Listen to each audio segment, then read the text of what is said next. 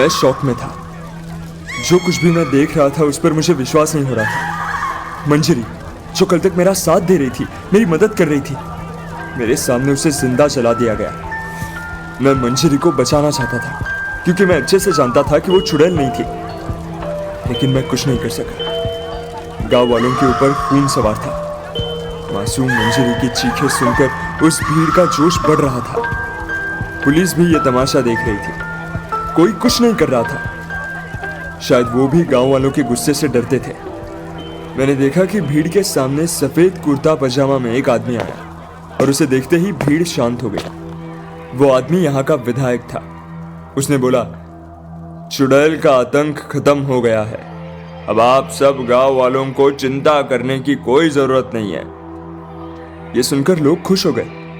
उसने आगे भीड़ को बताया कि गांव का ही एक आदमी मंगल ने अपनी आंखों से मंजरी को चुड़ैल के भेष में देखा था और इसीलिए गांव वालों ने मिलकर उसे जिंदा जला दिया था। साथ में विधायक ने गायब हुई लड़की के परिवार को अपनी तरफ से 20,000 रुपए देने का वादा भी किया। इतना सुनते ही मैं सब कुछ समझ गया। मंजरी गलतफहमी और अंधविश्वास का शिकार हो गई थी। पिछली रात को मुझसे मिलने सफेद साड़ी पहनकर आई थी ताकि कोई उसे देखे तो डर के भाग जाए, और इसी आइडिया ने उसकी जान ले ली थी। मुझे बहुत अफसोस हो रहा था। भीड़ अब बिखरने लगी थी और मैं भी वहां से निकलने लगा। तभी मेरी नजर अचानक पुलिस इंस्पेक्टर पर पड़ी। वो अपने माथे का पसीना एक कपड़े से पोंछ रहा था। उस कपड़े को मैं देखते ही पहचान गया क्योंकि वो क्लोरोफॉर्म वाला कपड़ा था। क्या मंजरी पुलिस स्टेशन गई थी? क्या मंजरी को जिंदा जलाना गांव वालों का अंधविश्वास है या फिर किसी की साजिश? क्या मंजरी का मर्डर हुआ था? मैं ये सब सोच रहा था तभी एक आवाज ने मुझे मेरे ख्यालों से बाहर निकाला। यह आवाज उस विधायक की थी। मुझे यहाँ नया आया हुआ देखकर वो मुझसे सवाल करने लगा। मैंने सच नहीं बताया। मैंने कहा कि मैं एक जर्नलिस्ट हूँ और चुड़ैल के केस के लिए आया हूँ। मेरे अंदर गुस्सा था, मुझसे रहा नहीं गया। मैंने बोला, आपके सामने एक लड़की को जला दिया गया और आपने कुछ नहीं किया। उस विधायक के चेहरे का रंग उड़ गया। मुझे लगा कि शायद मैंने गलत जगह पर गलत आदमी के सामने कुछ बोल दिया, लेकिन उन्होंने मुझसे कहा, मेरे आने से पहले ही गांव के लोगों ने उसे जिंदा जला दिया। मैं होता तो मैं ऐसा कभी नहीं होने देता। उन्होंने धीमी आवाज में कहा। मुझे सुनकर अच्छा लगा कि गांव में किसी के अंदर तो थोड़ी दया है। बेचारी मंजरी, वो गांव वालों की मदद करना चाहती थी, उसी गांव वालों ने उसे जिंदा जला दिया। ये केस अब और भी कॉम्प्लिकेटेड हो गया था और मुझे इस केस को सॉल्व करना था, इन गांव वालों के लिए नहीं, मंजरी के लिए। अब मैं मंगल का पीछा करने लगा। मंगल वही आदमी था जिसने मंजरी को घर के अंदर सफेद कपड़ों में जाते हुए देखा था। मैं आज दोपहर से ही उसका पीछा कर रहा था। गांव में लंबी लंबी डिंगे मारकर वो सीधा अपने घर पर जाने लगा। मैंने भी घर तक उसका पीछा किया और खिड़की से लगकर उसकी हरकतों पर नजर रखने लगा। मैंने देखा कि उसने अपने घर में रखे बक्से में काफी सारे 500 के नोट रखे। उसमें से कुछ निकालकर अपने पास भी रख लिए और बाकी पैसे लेकर वो फिर से घर से बाहर निकला। मंगल अब एक शराब के ठेके पर था। मैं सीधा मंगल के पास गया और उससे सवाल पूछने लगा। टीवी पर आने के लालच में मंगल मेरे सवालों के जवाब देने के लिए तैयार हो गया। मैंने उससे पूछा, मंगल, आपको कैसे पता कि मंजरी ही चुड़ैल है? मंगल ने झट से जवाब दिया कि उसने मंजरी को दोपहर में खिड़की से काला जादू करते हुए देख लिया था। लेकिन मैंने पलटकर बोला, पर तुमने तो विधायक जी से कहा था कि तुमने उसे सफेद साड़ी में घर के अंदर जाते हुए देख लिया था। मेरी ये बात सुनकर वो थोड़ा घबरा गया और उसके माथे से पसीना आने लगा। उसने लड़खड़ाती हुई आवाज में बोला, हाँ, मैंने पहले उसको घर के अंदर जाते हुए देखा था और बाद में काला जादू करते हुए देखा था। मंगल, जो अभी तक नशे में झूम रहा था, उसका नशा अचानक उतर गया था और धीरे धीरे मेरा शक यकीन में बदल रहा था। लेकिन फिर भी मुझे और कंफर्मेशन चाहिए थी, इसलिए मैंने उसे फिर से सवाल किया, तो तुमने मंजरी को सुबह देखा था, तो तुमने तभी शोर क्यों नहीं मचाया? पूरी दोपहर बीत जाने के बाद ही तुमने गांव वालों को ये बात क्यों बताई? ये सवाल सुनकर उसकी बोलती बंद हो गई, लेकिन फिर भी उसने जवाब दिया। उसने कहा, मैं डर गया था इसलिए नहीं बोला, लेकिन हमसे रहा नहीं गया ना। मैं एक और सवाल करता लेकिन उससे पहले ही मंगल का पारा चढ़ गया। वो मुझ पर चिल्लाने लगा। मैं समझ गया था कि दाल में जरूर कुछ काला है। मंगल मुझे पूरी बात नहीं बता रहा था, इसलिए मैंने सच्चाई बाहर निकालने के लिए दूसरा रास्ता अपनाया। मैं वहां से चुपचाप निकल गया, मंगल के घर गया और वहां पर छुपकर मंगल का इंतजार करने लगा। काफी देर तक इंतजार करने के बाद मंगल वापस अपने घर में आया।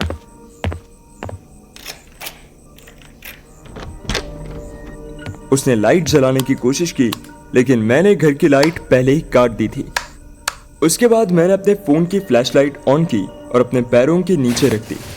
2 मोटे डंडे अपने सर पर रखकर मैंने अपने परछाई को किसी राक्षस की परछाई में बदल दिया और अपनी आवाज किसी राक्षस की तरह बनाकर बोला, तो तुम आ गए। तुम ही हो जिसने मेरी बेटी को जान से मारा है। मेरी उस भयानक परछाई को देखकर वो बुरी तरह से डर गया।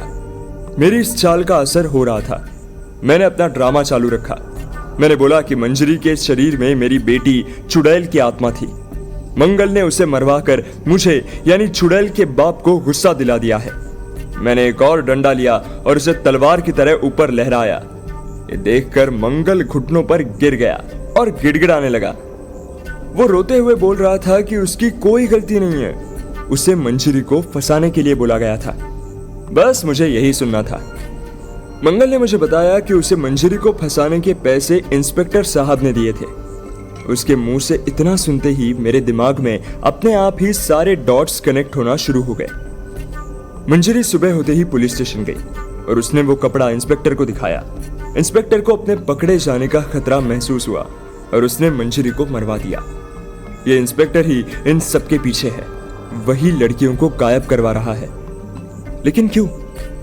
मुझे इस इंस्पेक्टर के बारे में और पता लगाना था और अब मुझे एविडेंस इकट्ठे करने थे।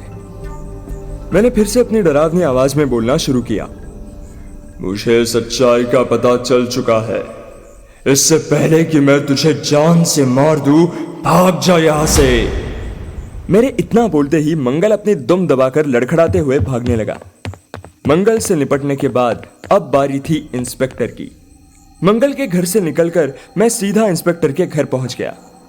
इंस्पेक्टर गवर्नमेंट क्वार्टर्स में रहता था और गांव में सिर्फ एक ही गवर्नमेंट क्वार्टर था, इसलिए मुझे पता था कि कहां जाना है। छुपते छुपते मैं क्वार्टर तक पहुंच गया। मैं अंदर घुसने का कोई रास्ता देख रहा था। मैंने दरवाजे पर हाथ मारा, लेकिन वो लॉक था। मैं घर के पीछे गया और खिड़की को चेक करने लगा और खिड़की खुली हुई थी। घर में सब कुछ बिखरा हुआ था। सारा सामान इधर उधर फैला हुआ था। देखकर लग रहा था जैसे हफ्तों से यहां सफाई नहीं हुई थी। मक्खियां भिनभिना रही थी। अपने फोन की फ्लैशलाइट जलाकर मैं घर की तलाशी लेने लगा। मैंने ड्रॉर में, अलमारी में और संदूक में हर जगह देखा, लेकिन मुझे कुछ भी सस्पिशियस नहीं मिला। इन सब से एक ही बात पता चलती थी कि इंस्पेक्टर जरूरत से ज्यादा चालाक है। मैं वहां से निकलने ही वाला था कि मैंने एक नजर बेड के नीचे भी मारी और मुझे एक डायरी पड़ी हुई मिली। मैंने डायरी को खोल के देखा तो मेरे चेहरे पर स्माइल आ गई। इस डायरी में काफी सारे नाम लिखे हुए थे, सभी लड़कियों के। उनमें से सिर्फ एक नाम मैं पहचानता था, जो था रंगीली। ये रंगीली मंजरी की दोस्त थी। इसका मतलब इस डायरी में उन सब गायब हो चुकी लड़कियों का नाम था। ये डायरी एक अकाउंट्स की तरह थी और वहां पर एक एड्रेस लिखा हुआ था। मेरे दिमाग ने इस एड्रेस को देखते ही कहा कि यह वही जगह है जहां पर लड़कियों को कैद करके रखा गया है। मुझे जल्दी से वहां पहुंचना था। इससे पहले कि वो इंस्पेक्टर यहां आता, मुझे यहां से बाहर निकलना था। इसलिए मैं खिड़की की तरफ बढ़ा, लेकिन मैं नीचे गिर गया। मेरा हाथ किसी चिपचिपे लिक्विड पर पड़ा। मुझे एक बार फिर से जानी पहचानी गंध आई, क्योंकि यह लिक्विड खून था। मैंने नीचे फ्लोर पर देखा तो एक लाश नीचे गिरी हुई थी और यह लाश थी इंस्पेक्टर की। मुझे झटका लगा और मैं जल्दी से खड़ा हो गया। इंस्पेक्टर मर चुका था तो लड़कियों को गायब करने में अकेला इंस्पेक्टर नहीं था, कोई और भी है और वो अपने तक पहुंचने के सारे रास्ते बंद कर रहा है। लेकिन मैं भी हार नहीं मानने वाला था। मैं सीधा डायरी में लिखे एड्रेस तक जाने लगा। काफी चलने के बाद मैं उस एड्रेस तक पहुंच गया। ये बंद पड़ा एक स्कूल था। मैंने ट्रक की आवाज सुनी। आगे बढ़कर देखा तो वहां टायर के निशान थे। एक ट्रक के थे और दूसरे निशान किसी गाड़ी के थे, बड़ी एसयूवी के। स्कूल में कोई नहीं था। मैं अंदर गया। अंदर जगह जगह खून गिरा हुआ था, कॉटन के टुकड़े पड़े हुए थे और केमिकल की बदबू जैसे हॉस्पिटल में आती थी। ऐसा लग रहा था जैसे यहाँ पर कोई ऑपरेशन थिएटर था। मैंने पूरे इलाके की फोटो खींची, एविडेंस इकट्ठा किया। मुझे किसी पावरफुल आदमी की मदद की जरूरत थी जो इस रैकेट को खत्म करने में मेरी मदद कर सके। लेकिन उससे पहले मैं एक फोन करने के लिए रुक गया। काफी देर बाद मैं सीधा विधायक जी के घर पहुंच गया और उनसे अर्जेंट मिलने की बात की। विधायक जी सो रहे थे। कुछ देर में वो मुझसे मिलने के लिए तैयार हो गए। मैंने उनको सारी बातें बता दी। सब कुछ सुनकर उनका चेहरा पीला पड़ गया, जैसे कि उन्होंने कोई भूत देख लिया हो। उन्होंने मुझसे बोला, ये सब तुम्हारे अलावा और कौन जानता है? मैंने जवाब दिया, कोई नहीं। मैंने इतना कहा ही था कि तभी विधायक जी ने अपने पास से बंदूक निकाली और मेरे सामने तान दी। मेरे पैर वही फूल गए और एक जोर का झटका लगा। इन सब के पीछे मैं ही हूं। अच्छा हुआ तुम सीधा मेरे पास आए। अब ये राज तेरे साथ ही दफन हो जाएगा। विधायक जी ने बड़ी ठंडी आवाज में मुझे धमकी दी। अचानक चारों तरफ से पुलिस के सायरन की आवाज गूंजने लगी। ये देखकर विधायक जी के चेहरे से हवाएं उड़ने लगी और फिर मैंने अपने पत्ते खोल दिए। मुझे पता था कि आप ही इन सब के पीछे हो, क्योंकि पुराने खंडर में मैंने आपकी ब्लैक एसयूवी के कस्टम मेड टायर के निशान देख लिए थे। इसलिए मैंने एनसीपीसीआर को कॉल भी लगा दिया। वो आप ही को लेने आए हैं।